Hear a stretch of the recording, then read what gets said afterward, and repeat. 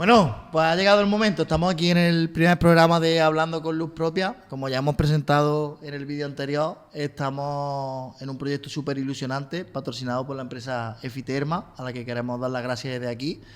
Y bueno, vamos a comenzar, que teníamos que hablar de algo. La elección de temas ha sido una dura tarea entre Araceli, que ya la conocéis, y yo.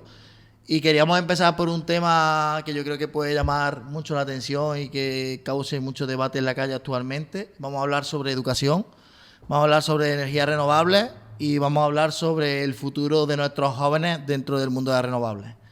Para ello, hoy tenemos con nosotros a Antonio Martí, un compañero de la empresa Efiterma, y que, bueno, con su experiencia, con su trayectoria profesional y con la cercanía que pudo tener en la universidad, yo creo que nos puede contar un montón de cosas. Así que, Antonio, buenas tardes. Buenas tardes, buenos días, buenas noches. Esto a la hora que se vea. A la hora que se vea.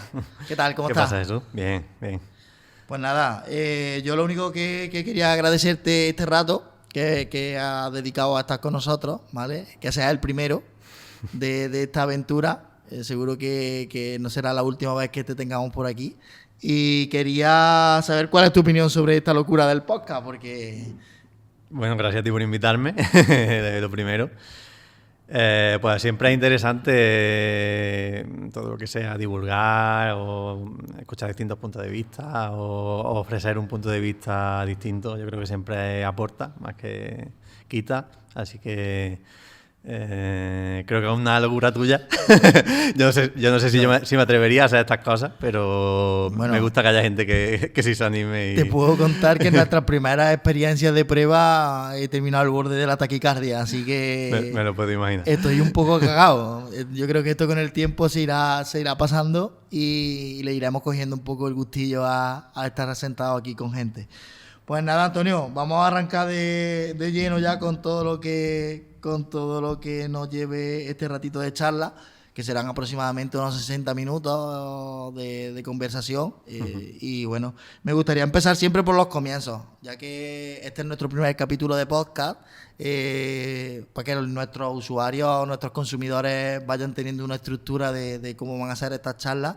Siempre voy a empezar a preguntarle a nuestros invitados por su comienzo sobre el tema que hoy nos compete. Entonces, ¿cuáles fueron tus comienzos en el mundo de la educación post-obligatoria? Es decir, ¿cómo llegaste a ser ingeniero? Bueno, estudiando una carrera universitaria, por supuesto. Obviamente. Digamos que yo cuando estaba estudiando más o menos tenía marcado el camino, porque cuando eres joven vas un poco a arrastrar lo que te han ido inculcando, ¿no? Pues si te han ido bien en los estudios, pues sigues estudiando. Tampoco, por ejemplo, no me planteé en aquel entonces hacer un ciclo formativo, no lo tenía dentro de mis posibilidades, aunque luego con el tiempo sí que creo que hubiese sido una posibilidad, porque digamos que a mí... La parte, digamos, cuando yo estaba estudiando, la parte que a mí me gustaba, yo estudié el bachillerato técnico, a mí la parte que a mí me gustaba era la científica y sobre todo la técnica. Y digamos que la formación profesional, bueno, hay muchos ámbitos, ¿no? Hay administrativos, pero digamos que dentro del rango técnico, pues lo más práctico, lo que más cerca de lo práctico está, ¿no? Del cacharreo, como yo digo, claro. Dentro de mi mundo. De mi ámbito, pues el cacharreo, pues digamos que hay cierta cercanía que mientras más te elevas académicamente, más te alejas, se puede decir en cierta manera, de eso. Entonces, bueno, yo me quedé a caballo de una cosa y otra, estudié una ingeniería técnica, que digamos que está a caballo entre un ciclo formativo y una ingeniería. Así que, bueno, satisfecho con eso. Sí, ¿no? Porque uno de los temas que hoy en día los padres, que nos metemos cada vez más en la decisión del futuro de nuestros hijos, aunque yo creo que es un error, pero porque al final cada uno, yo creo que con 17 años no sabes todavía qué vas a hacer, pero sí tienes que tener la iniciativa de voy a intentar lo que a día de hoy me llama y luego si me equivoco, pues Dios dirá. Pero bueno, los padres nos sentamos e intentamos ayudar o aconsejar a nuestros hijos.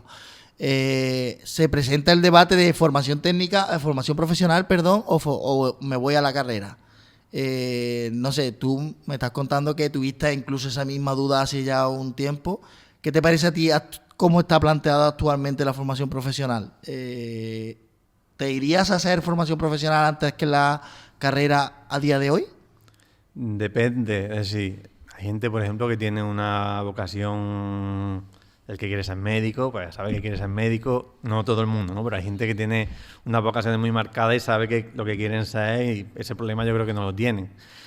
El que tiene un poco duda, yo me acuerdo cuando estaba en el instituto que por muchas encuestas que hiciera de orientadores y me dijeran Ostras, hacia dónde... Eso se ha perdido. Yo creo que ya en las orientadoras directamente hace... Pero yo recuerdo que me pasaban un papelito donde tenías que... Y luego te decían, tú tienes que ser... Intentando futbolista. descubrirte a ti mismo. Yo sí es verdad que sí, en aquel entonces es verdad que en internet y eso pues era menos... Había menos información y hay cierta información no estaba tan disponible como ahora, pero yo sí que me iba, por ejemplo, a las carreras a mirar los programas formativos, sí, la lista de asignaturas, que tampoco te indican, hasta que no estás dentro de una cosa no sabes realmente cómo es, en profundidad, pero bueno, más o menos te puedes hacer una idea de si te gusta o intentar probar a ver si eso te gusta. Es decir, yo creo que esto me gusta, luego a lo mejor cuando lo conoces, cuando estás dentro, dices, pues a lo mejor no me gusta tanto. Y a lo mejor tienes que cambiar. Es decir, ese es un tema. ¿Tú crees que el que entra a una carrera y en el primer año cambia de carrera o se va a la universidad es un fracaso? Yo cambié de carrera, ¿vale?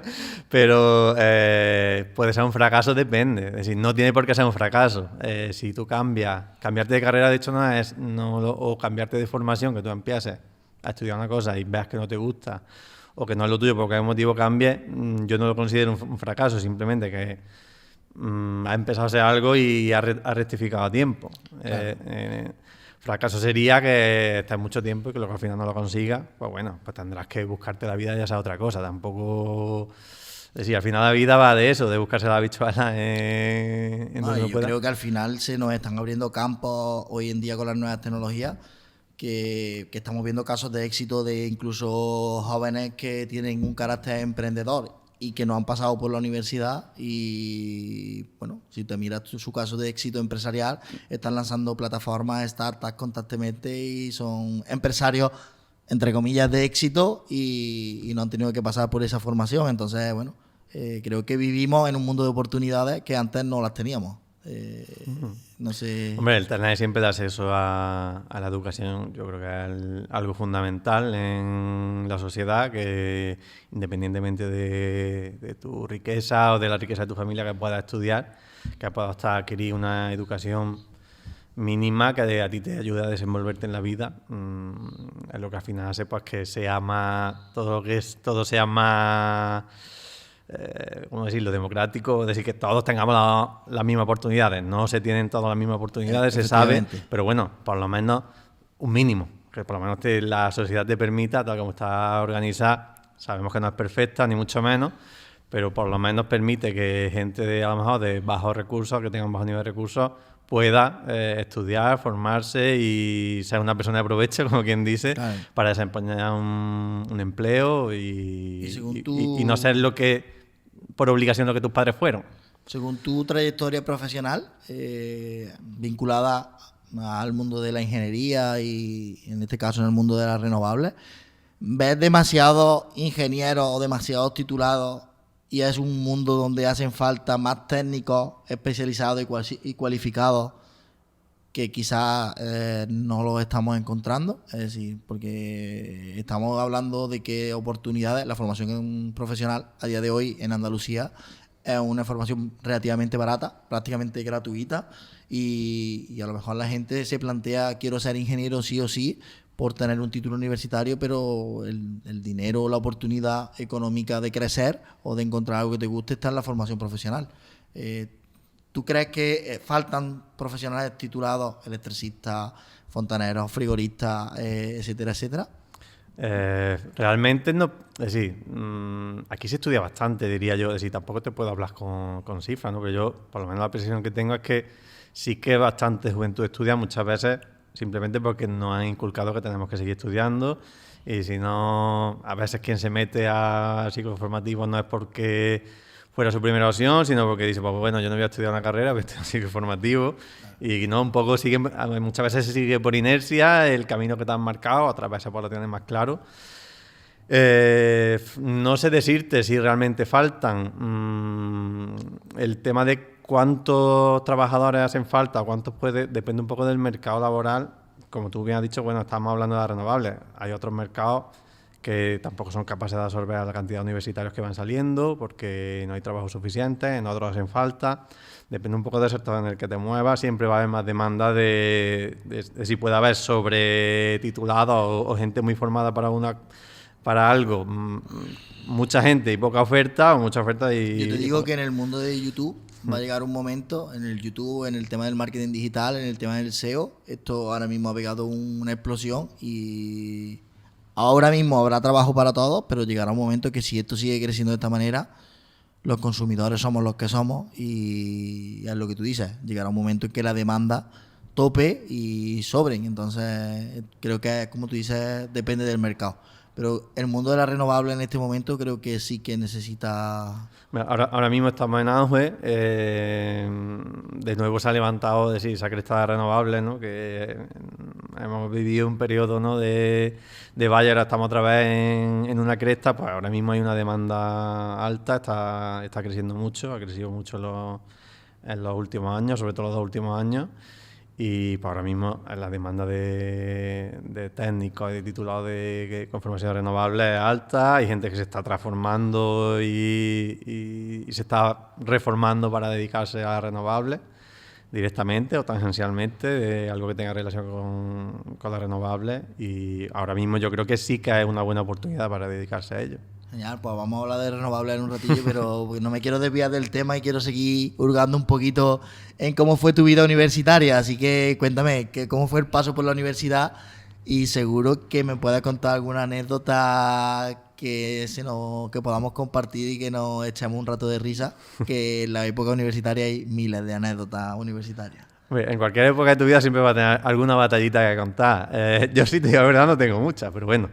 Pero alguna hay. Yo que te conozco, el que te conoce en la primera de esas dice, Antonio es un tío serio. Cuando pasas 2 meses a tu lado, dice, Antonio tiene su punto bueno.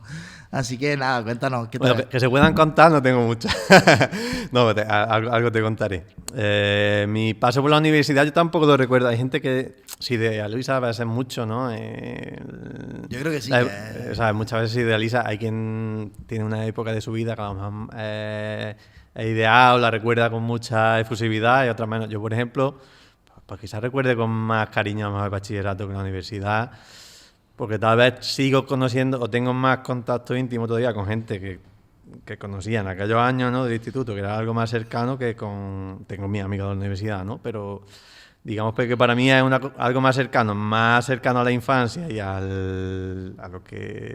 tus raíces, la parte del instituto, por lo menos en mi caso, que la universidad, que como es algo que es más lejano, que sí que es un cambio en el que ya empiezas a ser adulto, ya empiezas a tener más responsabilidades. Eres libre en la selva. Empiezas a ser libre en la selva, como tú dices, y a poder hacer cosas que más joven no puedes hacer. Pero digamos que yo casi recuerdo o tengo más cariño a la época anterior que a la época universitaria. No lo hemos dicho, pero Antonio es de un pueblo de Córdoba, de Fenas Núñez.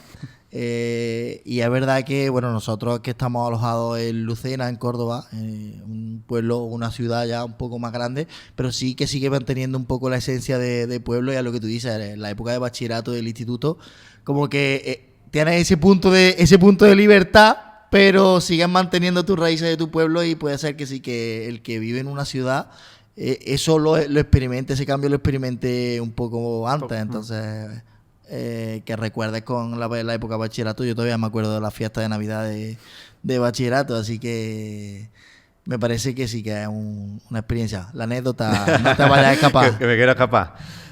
Anécdotas sí, ya es verdad que no tengo muchas para contar, pero bueno, una anécdota curiosa que no es tanto de mi vida privada, sino de algo que pasó allí, fue en un examen que estábamos teniendo, ¿no?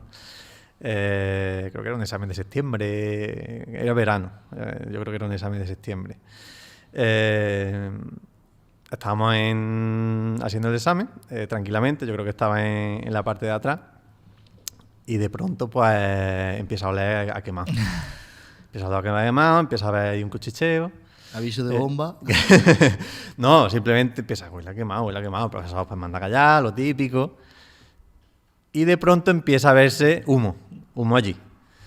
Entonces la bomba era real. Entonces ya, claro, yo digo, que hay humo, sé que ya se empieza a ver un poquito de alboroto, y el profesor se puso un poco nervioso. Callarse, venga, dame los exámenes. Se puso de pie y empezó a recoger exámenes, habiendo humo. Así que si hay fuego, tú tienes que salir pitando. O sea, hay un protocolo para incendios, que se ve que no se conocía, por supuesto. y entonces se puso a recoger exámenes. Venga, tráeme los exámenes. Entonces nos ponemos a escola para entregar los exámenes. Cuando allí empieza a haber humo y llega el primero, bueno, da igual, pone los papeles encima de la mesa, ¡pum! Y se va, el primero. O sea, no, venga, vamos a ir, no sé qué, ¡pum! Pone eso los papeles. De las mujeres, los ancianos y los niños primero, no. Y allí nos quedamos un poco, ya, pues vámonos. Entonces bajamos, salimos, había un incendio, no había ardido la facultad, ni mucho menos, pero sí que un transformador que había allí cerca, pues había ardido, había entrado todo el humo para adentro y pues se suspendió el examen y ya está. Y a mí lo curioso fue la reacción que él tuvo de eso, de no guiarnos. Cosas del directo y se me había olvidado poner el modo avión. No pasa nada. Ya está, es una anécdota tonta, pero bueno. Mi pregunta es, ¿la universidad era en Córdoba? ¿La universitaria? La universidad, ¿tú hiciste la universidad en Córdoba? La universidad, en Córdoba. ¿Era un jueves?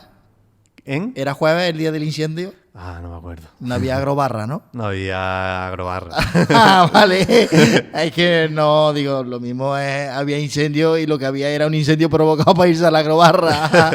Lo dices porque te he contado antes una anécdota que no te voy a contar. Así que... Por eso mismo, entonces vamos a dejar la agrobarra a un tema al lado. Es así.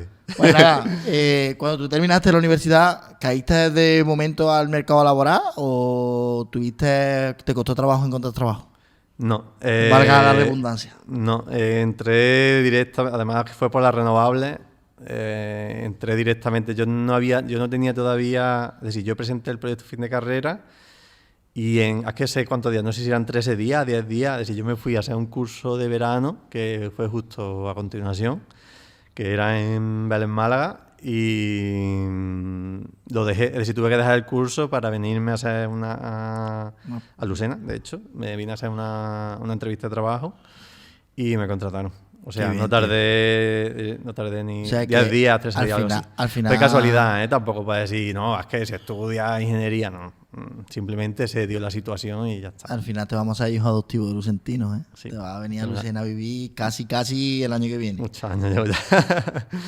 Bueno, pues nada, vamos a hablar un poco sobre las becas Erasmus, ¿vale? Me gustaría, creo que es un tema que se pone mucho encima de la mesa para hablar del típico, de la fiesta, de que me voy a quitarme asignaturas que no me cuesta trabajo en mi país. Pero realmente hay otro punto que a mí me llama bastante la atención, y es que muchos de los estudiantes, o gran parte de los estudiantes que se van de Erasmus, tienen un talentazo y se quedan luego a trabajar en países extranjeros. Y tal y como estamos planteando ahora mismo en la transición energética o cualquier otro campo, ¿vale? Hablamos de energía porque vamos a hablar hoy de energías renovables, que es tu campo. Estamos perdiendo talento. ¿O estamos dejando que se nos vaya talento a otros países de Europa y no lo estamos sabiendo retener en España? Se está yendo, claro. Al final cada uno se busca la vida donde puede y donde mejor le viene. Y pues bueno, el que tenga la posibilidad o la facilidad de buscar un trabajo que le haga feliz y una vida que le haga feliz en otro sitio, pues al final es libre de irse a donde mejor le venga. El que se vaya de Erasmus o no, obviamente el Erasmus es... La llave que te abre una puerta a conocer, ¿no? Por lo menos a conocer un ámbito distinto y a familiarizarte con él, con un país, con un idioma.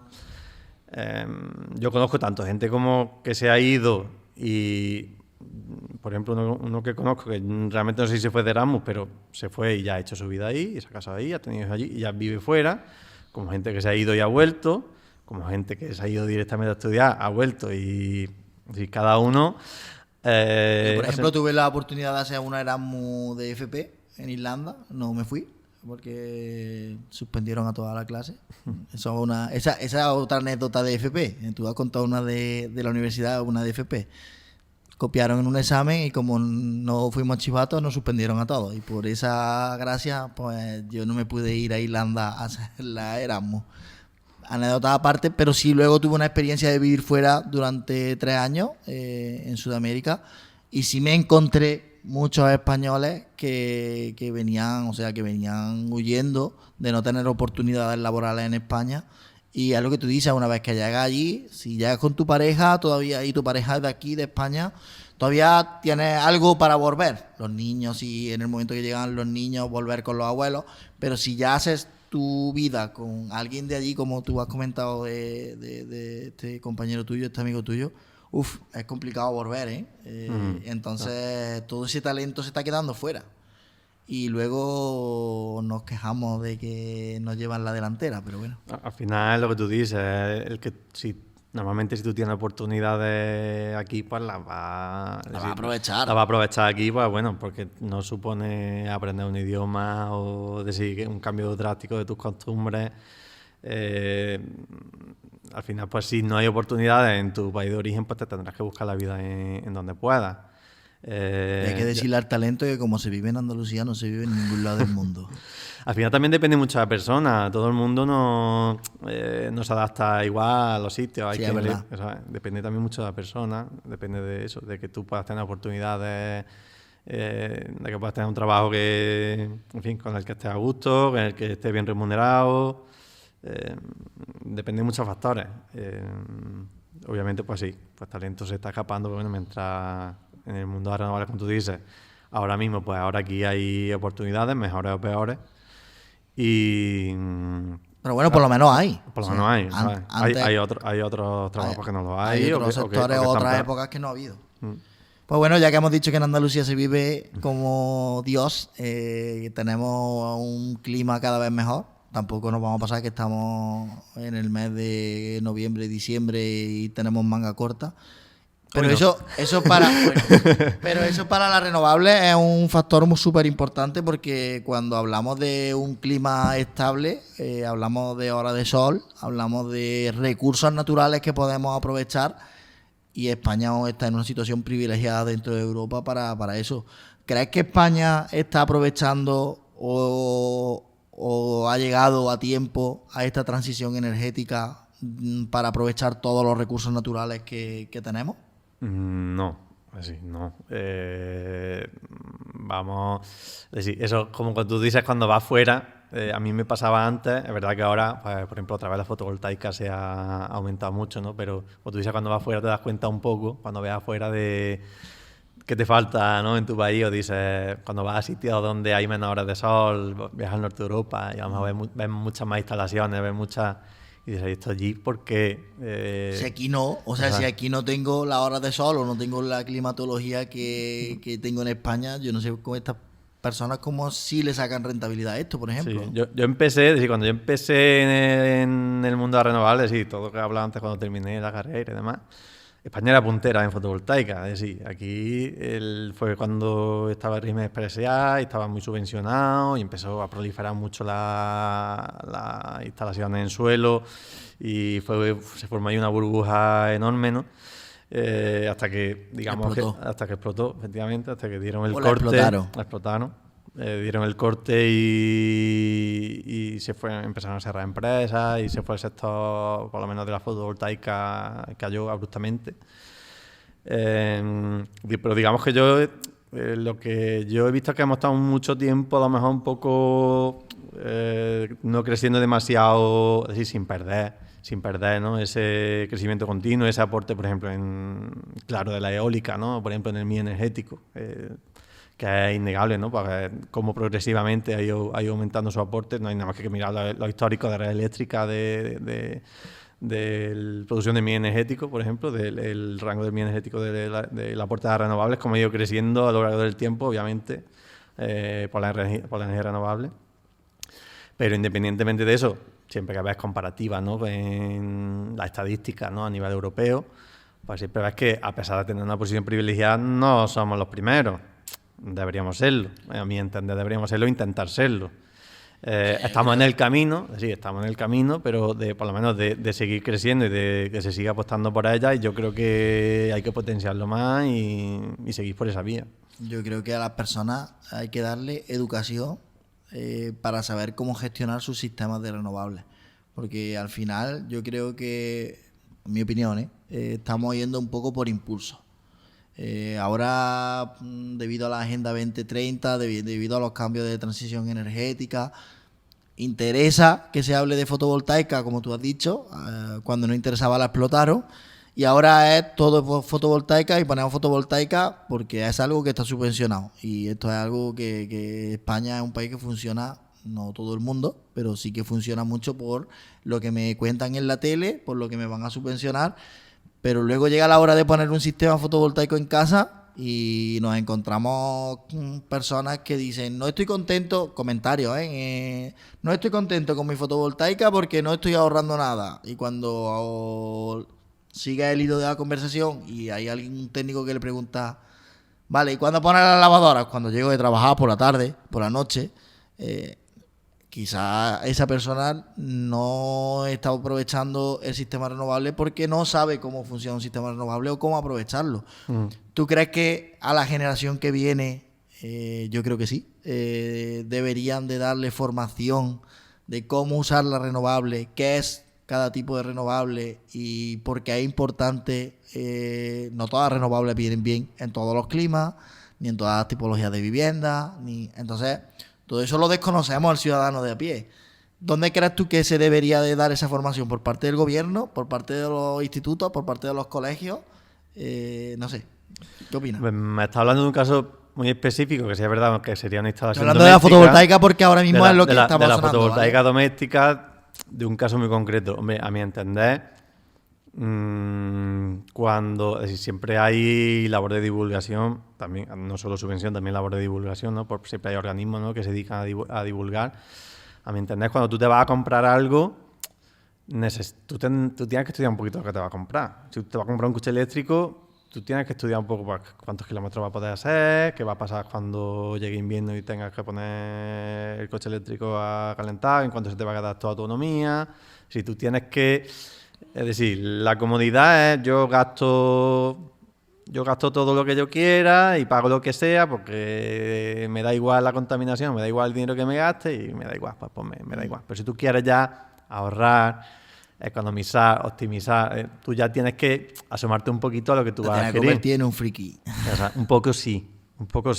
Quien dice una instalación fotovoltaica, dice una tele, dice una lavadora, lo que sea. Y si tú quieres sacar provecho a algo, tienes que conocerlo. Yo creo que es más responsabilidad incluso del consumidor que de que a ti te hayan enseñado. Pues obviamente deben enseñarte porque es un elemento que ya forma parte de lo cotidiano. Claro. Es decir, ya una instalación fotovoltaica de autoconsumo es algo, no es algo cotidiano que todo el mundo tenga, pero cada vez se ven más y cada vez están en más sitios. Y quien dice una instalación de fotovoltaica dice una bomba de calor, una solar térmica que llevan también un montón de años. Tampoco la gente, ni el que lo tiene instalado tampoco sabe a lo mejor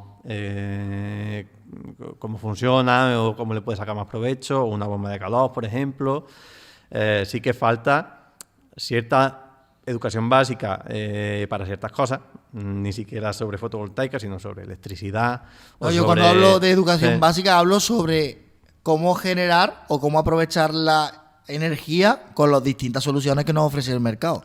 Claro, por una parte tiene esa parte del consumidor o del usuario que lo va a adquirir, que tiene que aprender un poco, y también de quien, sí, al final la empresa, quien vende esto, también te tiene que asesorar un poco o enseñarte. A ver, cada vez las casas son más inteligentes, cada vez eso que tú has dicho de consumir a la vez que se produce, que sería lo óptimo, incluso con la compensación en la factura sigue siendo lo óptimo, pues cada vez se puede hacer más.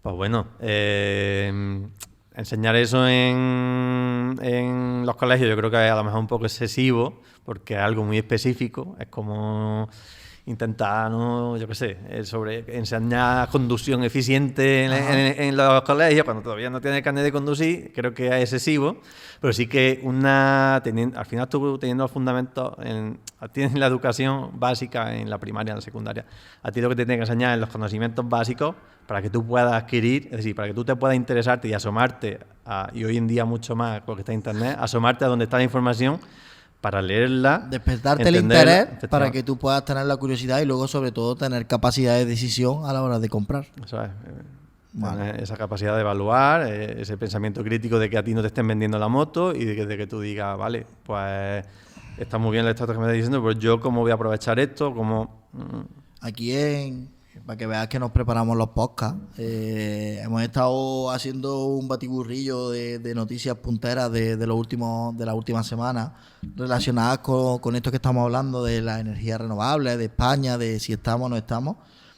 Dice que la única manera de cumplir con el objetivo de que el 40% de los edificios residenciales se calienten con electricidad, con bombas de calor, con energías renovables, de aquí a 2030, según la Asociación Europea de Bombas de Calor, es instalando, espera que me mira el dato, 14,84 millones de bombas de calor, ¿vale? Dentro de esa noticia hacen un ranking en el cual hablan de que Noruega está lo que hablábamos, o sea, Noruega, estamos hablando de que un país nórdico con una climatología extrema está el primero en la instalación de bombas de calor. Suecia, Finlandia, Estonia, Dinamarca, Francia, Italia. O sea, nos vamos viniendo al Mediterráneo, pero es que todavía no hemos llegado a España. Justo lo que estábamos hablando. Necesita España ponerse mucho más las pilas, según esta noticia, ¿verdad? Sí, a ver, en España, digamos que no es un país que tradicionalmente tenga inculcada la bomba de calor. Yo, de hecho, cuando empecé a trabajar en esta empresa, yo no sabía lo que era una bomba de calor. Así te lo puedo decir. Así que ni siquiera yo la tenía considerada como energía renovable. Es decir, yo cuando empecé a ver, digo, oye, esto es una bomba de calor, ¿y por qué la podemos considerar energía renovable? Aunque había estudiado termodinámica en la carrera y demás, ¿no? Pero ¿por qué era energía renovable? Pues bueno, digamos que ya empieza a ver que a partir de que es cierto rendimiento, ¿no? De un 2,5, bueno, sin entrar en valores técnicos, ¿no? De que por cada kilovatio eléctrico, siempre que obtengas más de 2,5 kilovatios térmicos, se puede decir, a grandes rasgos, pues ya se considera que es renovable, ¿no? Eso es el famoso COP, el coeficiente de rendimiento de la bomba de calor, vale, en este eso caso. Vale. Ahora lo mismo que cuando íbamos a comprarnos un frigorífico, mirábamos que era A++, la siguiente etiquetita, cuando ahora vemos una bomba de calor es ¿qué COP tiene? Y la gente dice, ¿un COP qué es? Entonces vale. Yo, por ejemplo, yo mismo con amigos míos que son gente que ha estudiado incluso bachillerato técnico, aunque luego además sean de una rama más científica o sean informáticos, si tú le dices, nosotros por ejemplo estamos muy aquí al sur, que digamos que lo que más funcionamos aquí es con el aire acondicionado, tú a todo el mundo le dices que todo el mundo tiene la idea de que el aire acondicionado es lo que más gasta. Claro. Sin ninguna un aire acondicionado gasta mucho, no es que gaste mucho, tú a lo mejor no tienes calefacción en tu casa y solo tienes climatización en verano, entonces si solo usas, es decir, si en invierno solo tienes calefactado debajo de tu mesa, ¿no? Algo típico de esta zona, solo tienes calefactado debajo de tu mesa, y en verano tienes calefactado 2 habitaciones, tienes climatizado 2 habitaciones, pues estás haciendo una comparación porque digamos que lo que emite calor por efecto Joule, es decir, por resistencia eléctrica, es lo que más consume sin ninguna duda. Un horno, una cocina. Todo lo que lleva resistencia. Es decir, todo lo que lleva resistencia eléctrica es lo que más consume de tu casa. Porque, hablando de eso perdona que te corte, pero hablando lo de la mesa de Nahuilla, eso es una teoría. Cuando cambias de país, yo conozco a unos amigos que se llevaron a Santiago de Chile unas nahuillas y un brasero porque no eran capaces de pasar el invierno sin nahuilla y sin brasero. Y cuando llevaban a los chilenos a sus casas y lo probaban, yo creo que era que se iban a hacer millonarios haciendo nahuillas y braseros, pero es verdad, ¿eh? Y no sabemos cuánto consume un brasero, o sea, qué es lo que supone en la factura mensual tener el brasero todo el día puesto. Claro. Un brasero, una secadora que no sea de bomba de calor, secadora eléctrica de resistencia, es decir, son los electrodomésticos que más consume. Pues a lo que yo voy es que no se tiene ni siquiera esa percepción técnica de que una resistencia consume más que una bomba de calor, es decir, que un aire acondicionado puesto en modo calor, o una aerotermia que vaya por agua, o una geotermia, lo que sea, o una bomba de calor basada en energía solar. Ni siquiera se tiene esa percepción. Entonces, partiendo de esa base, el que crezca mucho la bomba de calor en un país que culturalmente no la conoce, pues también cuesta. Es decir, al final lo que tú dices, al final cómo tú promueves eso, pues, a base de subvenciones, pero no solo en España, sino en cualquier otro país. Al final la gente a mí dice, tú me puedes contar lo que tú quieras, pero no sé que tú tengas un sentimiento ecológico muy grande. Lo que a ti en tu vida, lo que te duele es el dinero. Claro. Y decir, tú al final tu día a día es manejarte con el dinero, con lo que ganes y a que lo dedicas. Totalmente. Entonces, al final todo se trata de eso. Y al final la bomba de calor es un equipo que tiene un equipamiento eléctrico que no es una resistencia, que es algo muy sencillo y muy barato. Es algo que es más caro.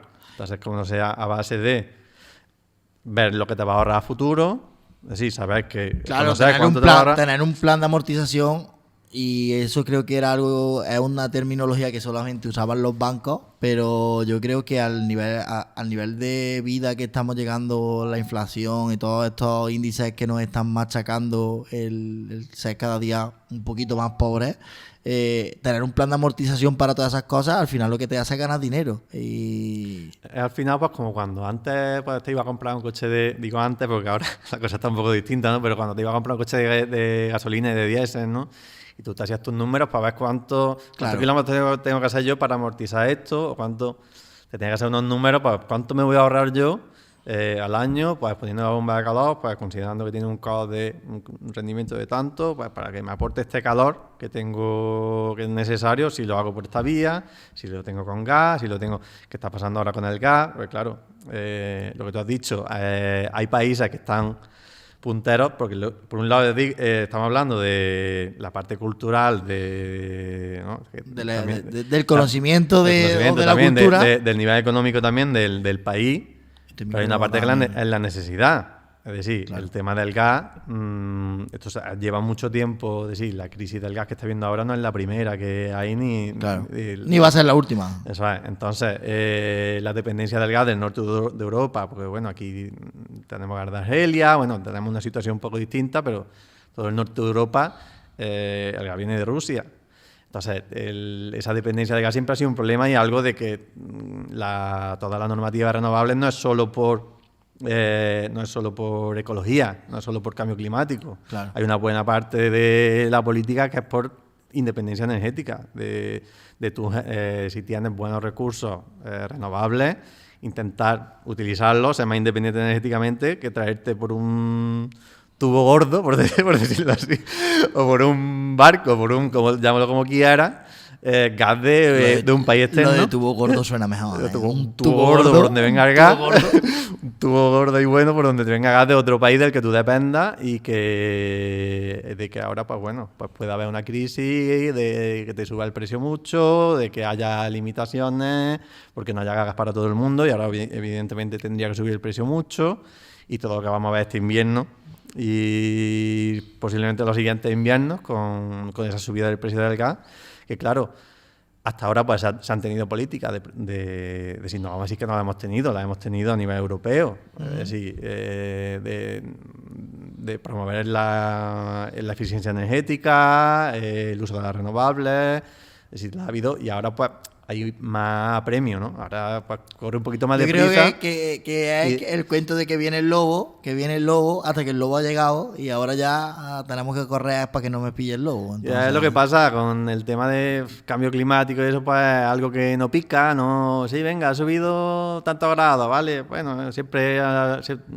subido grados, ¿no? Eso como que te da igual. Pero cuando ya te duele tu bolsillo directamente y ya ves que la vida cada vez empieza a ser más cara, y pues entonces digamos que ese tipo de políticas pues ya la gente como que las comprende un poco mejor, o las acepta con menos disgusto o más a gusto. El que a lo mejor antes decía, no, eso de las renovables son 4 perros flautas, a mí me han dicho de todo. Yo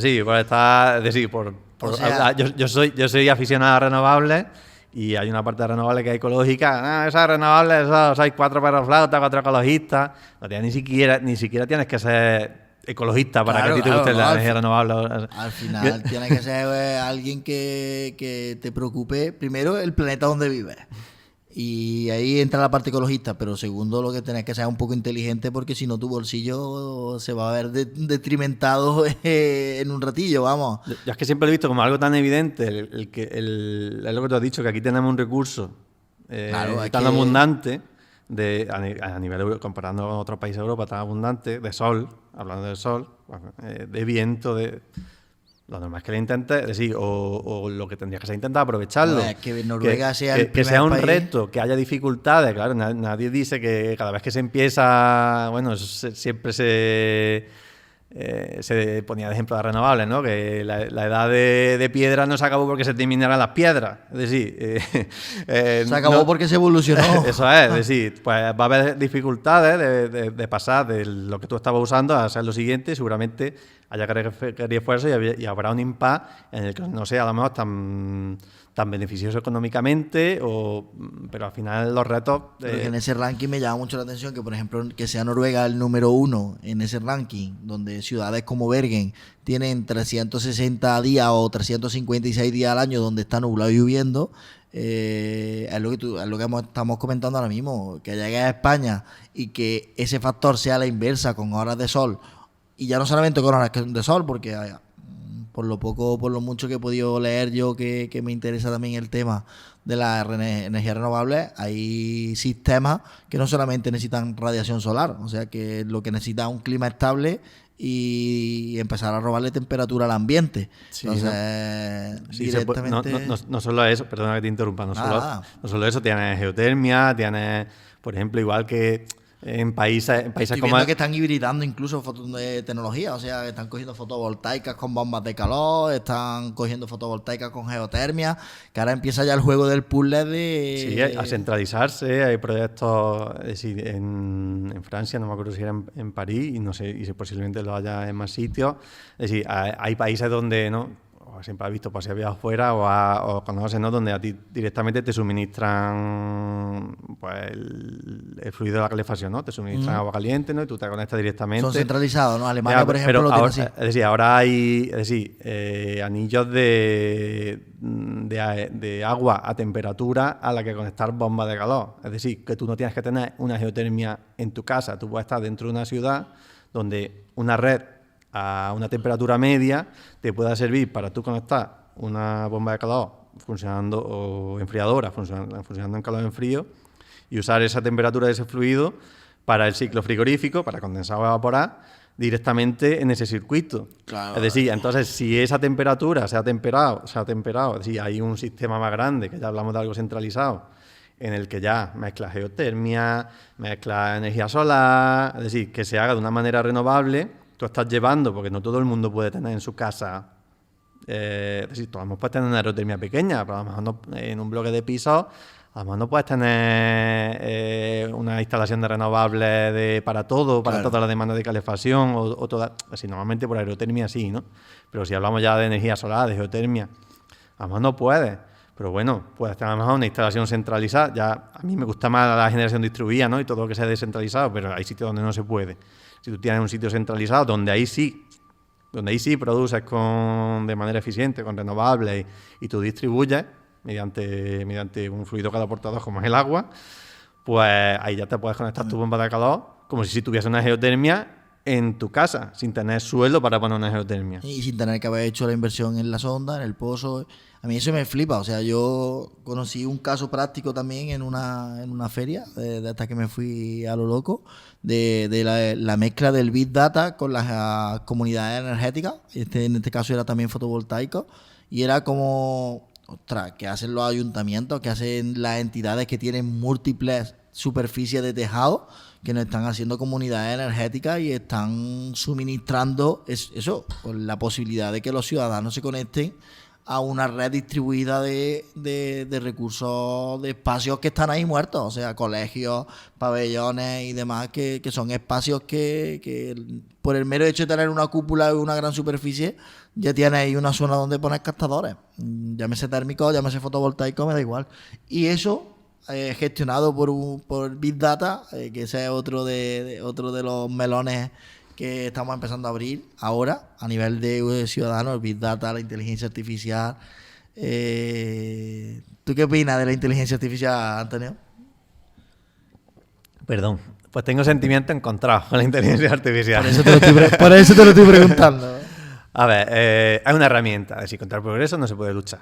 Es una herramienta que, no sé, yo lo vivo un poco pues como lo comparo con, es decir, al final pues ya uno va teniendo una edad, aunque no se vaya dando cuenta, uno va pasando por cierta, ¿no? Nosotros cumplimos 18 todos los años. Cierta etapa de su vida y, pues yo qué sé, yo me acuerdo pues, de cuando eras chico que tenías que pasar un trabajo, que ir a la biblioteca y sacarte y buscarte en enciclopedia, porque no tenías a lo mejor en tu casa enciclopedia. Y en un libro de tal, y buscar todos los libros relacionados y de ahí obtener la información. Al final estaba obteniendo de distintas fuentes, lo que pasa es que tenía un poquito más de labor de investigación.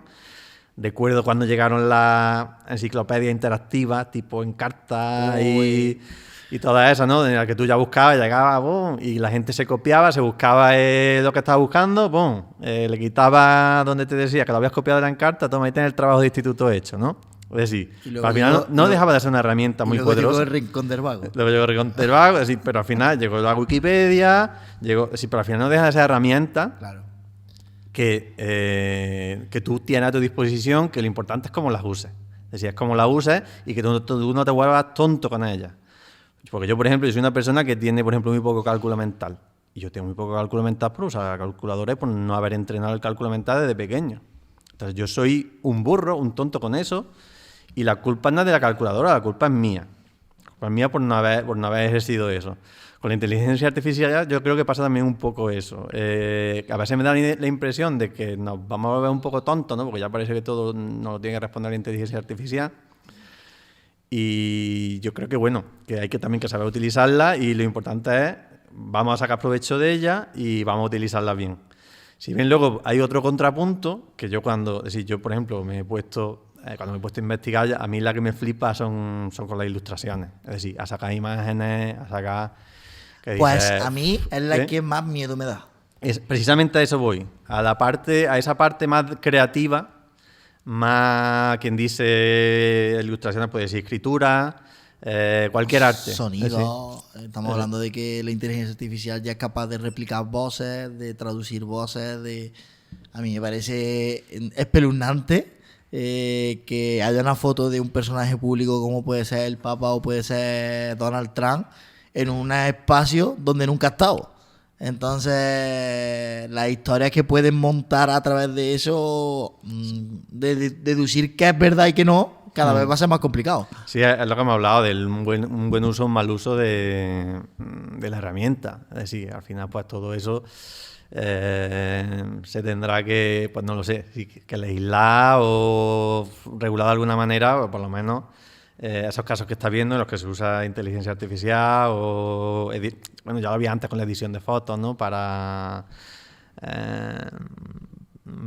eso, pues para hacer que una persona pero bueno, y a nivel de tu trabajo, volviendo al tema anterior, pues eso, pues el tema del tema de la ilustración, de la parte esa más creativa, pues sí que veo que bueno, que ahora parece que por irse a lo cómodo, pues que se pueda perder un poco en cierta parte humana o digamos esa de artística o creativa de las personas por irte a lo cómodo.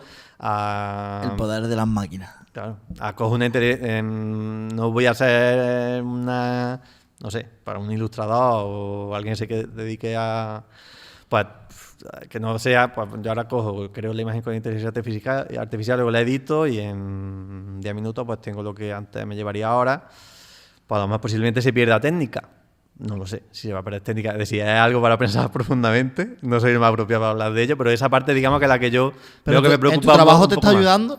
¿Tú crees que en tu trabajo te puede ayudar? la inteligencia artificial? Yo la uso muy poco. No sé si porque todavía no estoy siendo capaz todavía de si, por ejemplo, sé que en programación, para ordenar código, para que te replique código, para... A nivel de marketing digital, para nosotros en la parte, mi campo, por ejemplo, del marketing digital, sentar las bases y ordenar las bases en un calendario de contenido y demás, en ese sentido sí te puedo decir que es una herramienta que bien usada, es súper cómoda, y no solamente súper cómoda, sino que es que te abre un abanico de posibilidades, porque tienes a 20.000 personas pensando temas, por ejemplo, para un blog en 30 segundos. Entonces, en ese sentido sí, pero me tenía la curiosidad de si a nivel de documentacional, los ingenieros... Mira, al final, documentacional sí que te puede ayudar más, por lo menos a darte un planteamiento de algo que tú le pidas, aunque luego no sea lo que tú escribas, pues que te dé una idea o de lo que tú partas. Claro, el que usa la inteligencia artificial también tiene que ser inteligente, también tiene que saber manejarla. Es decir, tiene que saber manejarla y pelearte con ella, o que ella te dé lo que tú necesitas. Pues como cuando buscas por internet o como cuando vas a leerte un libro, como cualquier cosa necesita ese conocimiento. Yo la he usado para casos muy concretos, para cosas que a lo mejor no me acordaba, para hacer un cálculo de algo, pues no sé. Una vez que no sé si estuve calculando algo de la quema de un gas, cuántas partículas de CO2, y no me acordaba cómo se calculaba, y en vez de ponerme a mirarme el fundamento, y pues directamente digo, calcúlame, pues me decía pues los moles de que un metro cúbico tenía de ese gas, en fin, directamente sin yo tener que ir a buscar por un lado cuánto ese gas, esa temperatura, cuánto tenía, y a otro sitio cómo se calculaba, para consultarlo, para recordarlo, ya te unificaba y ella ya te daba el resultado, y no me tenía yo que poner a multiplicar, a meterlo en un S o en una calculadora. Pues hombre, obviamente en esos casos eso es beneficioso. En todos los casos en los que te pueda ayudar, yo creo que es algo beneficioso y algo bueno. Esto es como todas las tecnologías, y como tú me has dicho antes, tenemos que aprender a cogerlas, pero sobre todo a entenderlas y a usarlas bien. Yo creo que ahí va a estar el key. Bueno, Antonio, llevamos un rato ya charlando de todo. Hemos hablado de Big Data, hemos hablado de tu vida, hemos hablado de las bombas de calor. Pero hay una pregunta aquí. En casa del herrero, normalmente cuchillo de palo. Dentro de esas 14,84 bombas de calor que hay que instalar, ¿tú has colaborado ya en quitar tu porcentaje de bomba de calor en tu casa? O, como dice el refrán, en casa del herrero, cuchillo de palo. De ponerla de ponerla en mi casa. Sí, yo tengo una bomba de calor de la empresa en la que trabajo, de Fiterma. Yo tengo en verdad un termosifón. Sí, yo tengo un termosifón y tengo una bomba de calor y tengo fotovoltaica de autoconsumo. Bueno, y como es de Fiterma, que es de nuestro colaborador, funciona a la perfección, ¿no? ¿Estás contento? Perfecta, sí. Además, sí, bueno, y di lo contrario. no. Además es, bueno, basada en energía solar, que bueno, que es más difícil, la verdad que no se ven tanto. Sirve un poco tu casa de conejillo de India, ¿no? Claro. Qué bien. Bien, bueno, pues ahora empieza una sesión muy chula, que bueno, ya hemos hablado un poco de todo, creo que el tema es súper interesante y que da para hablar horas y horas, y lo podremos repetir. Pero tenemos una sesión de preguntas rápidas, así que bebe agua si quieres beber agua, que te voy a hacer unas cuantas de preguntas a ver qué me dices. Y con esto lo que queremos es que la gente no solamente te conozca como el ingeniero, sino que descubra al Antonio Martín, que poco a poco pues, vamos conociendo todos los que nos consideramos ya allegados o amigos tuyos, ¿vale? Así que prepárate, ahí voy, ¿eh? Vamos. ¿Libro o película? Película. ¿Una película? La soga, de Alfred Hitchcock. Hostia. ¿Mañana o noche? Mañana. ¿Para ir de fiesta? Mañana. Vale. ¿Verano o invierno? Mañana a mediodía. Verano, invierno. ¿Sí? ¿Perro o gato? Perro. ¿Alguna raza en particular? No. ¿Ciudad o campo? Campo. Vale. ¿Alguna ciudad en concreto en la que tú digas, vale, me gusta el campo, pero yo viviría, si no viviera en Fenalnueña, viviría en Córdoba. No me iré muy lejos. Ostras, tío. ¿Dulce o salado? Salado. ¿Tren o avión? Tren. ¿Despertar temprano o quedarse despierto hasta tarde? Despierto hasta tarde. Quedarme despierto hasta tarde. ¿Sí? ¿Eres nocturno? Soy nocturno. No practico la nocturnidad, pero me gustaría. ¿Playa o piscina? Playa. ¿Saltar en paracaídas o bucear? Paracaídas. ¿Lo has hecho? No. Pero me gustaría hacerlo alguna vez. No tienes entonces miedo a la altura, ¿no? Tampoco soy muy valiente. Eres valiente porque estás sentado aquí con nosotros el primero, así que eres valiente. ¿Cocinar o pedir comida para llevar? Pedir comida. ¿Sí? Sí. Cocino por necesidad, no por placer. ¿Comprar online o en las tiendas locales? Ambas. Mejor comprar en tiendas locales, pero el tiempo que se gana comprando online, ¿Usar el Black Friday? sí lo usa. Vale. No ha sido hoy el Black Friday, no ha sido completamente el Black Friday, pero no. ¿Noche de juegos de Aprovechado, mesa o película? Juego de mesa. ¿Sí? ¿Alguno en particular? Mucho. Soy aficionado. ¿Eres aficionado? ¿Sí? Sí. Uno de mis favoritos, Les Abre. ¿Sí? Vale, pues mira, ya una recomendación, apuntarlo, porque podemos hacer un podcast, un capítulo con Antonio hablando de los juegos de mesa, nos acabamos de enterar, yo no lo sabía. Así que, bueno, Antonio, creo que estamos llegando prácticamente al final. ¿Qué tal? ¿Cómo te has sentido en este tiempo de charla? ¿Has Bien. estado cómodo? Sí, cómodo. ¿He sido muy pesado? No. ¿No? Al final, pues bueno, hay cierta cercanía y me he sentido a gusto. Hombre, yo voy a empezar esta aventura con lo que más confianza me deis para que el contenido no solamente sea atractivo y sigamos creciendo en nuestra comunidad, sino para que yo también esté más cómodo que si no. Por las dos partes, ¿eh? Por las dos partes. Para despedirnos, antes de una cosilla muy chula que vamos a hacer ahora, nos gustaría que dejaras una pregunta para el próximo invitado sin saber quién es. Una pregunta. Sí. De cualquier... Le puedes hacer lo que a ti te dé la gana al próximo invitado y nosotros se la pondremos y él tendrá que contestar e intentaremos hacer una cadena de preguntas. Pues que nos cuente algo que no haya hecho nunca en su vida, ya hablándome antes del paracaidismo, algo que no haya hecho nunca en su vida, pero que le gustaría hacer pronto. Vale, está guay. Y bueno, tenemos una camiseta, tíramela. Tenemos una camiseta de nuestro patrocinador Efiterma, ¿vale?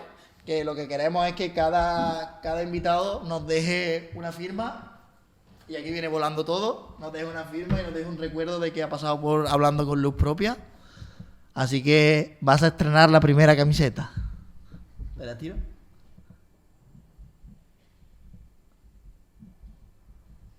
Hostia, mensajes de bulería.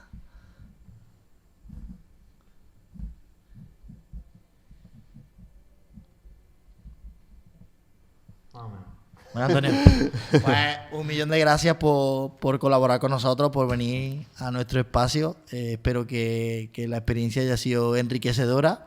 Y a vosotros nada, deciros que nuestro primer capítulo ha terminado, que esperemos que os haya gustado y que nos sigáis en nuestras redes sociales, que van a aparecer por aquí abajito. Eso se encarga ya la productora.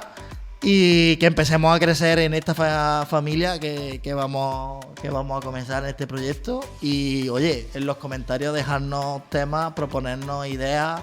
Queremos que esto sea una comunidad dinámica y que si somos capaces de cumplir lo que vosotros nos pidáis, estamos haciendo un buen trabajo. Así que nos vemos pronto en el siguiente capítulo de Hablando con Luz Propia.